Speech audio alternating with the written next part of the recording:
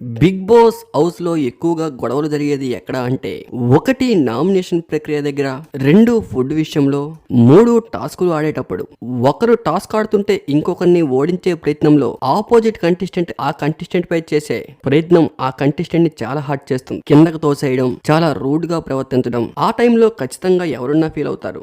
ఎంత పేషెన్స్ ఉన్నా ఆ టైంలో కంట్రోల్ చేసుకోలేరు. ఇక ఫుడ్ విషయానికి వస్తే, కంటెస్టెంట్ నాబిల్ నా ఫుడ్ నేను వండుకుంటా, మీ ఫుడ్ మీరు వండుకోండి అంటున్నాడు. ఇందులో కలగజేసుకున్న బేబక్క, నిఖిల్ అలా ఎలా అవుతుంది? బిగ్ బాస్ ఇచ్చిన ఆ రేషన్ కరెక్ట్ గా చాలా మందికి సరిపోదు కూడా. ఎందుకంటే బిగ్ బాస్ ఫుడ్ విషయంలో చాలా జాగ్రత్తగా ఉంటారు.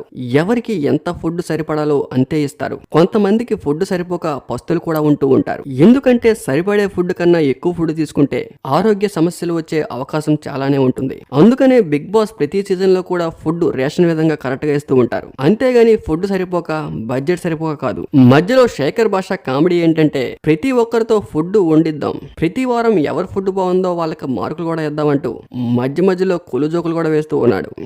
మొదటి చీఫ్ గా ఉన్న నిఖిల్, కిరాక్ సీత విషయంలో కూడా చిన్న కన్వర్జేషన్ జరిగింది.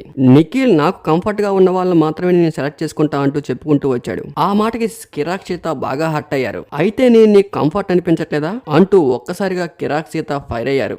వెంటనే నిఖిల్, నాది ఆ ఉద్దేశం కాదు, నీకు వేరేగా పోట్రే అయిందంటూ చెప్పుకుంటూ వచ్చాడు. లేదు, నువ్వు అనే మాట క్లారిటీగా విన్నా, నువ్వు అలానే అన్నావంటూ సీత కొంచెం ఎమోషనల్ కూడా అయ్యారు. మరిన్ని Bigg Boss latest interesting updates కోసం మన ఛానల్ ని సబ్స్క్రైబ్ చేసుకోండి. Thank you for watching.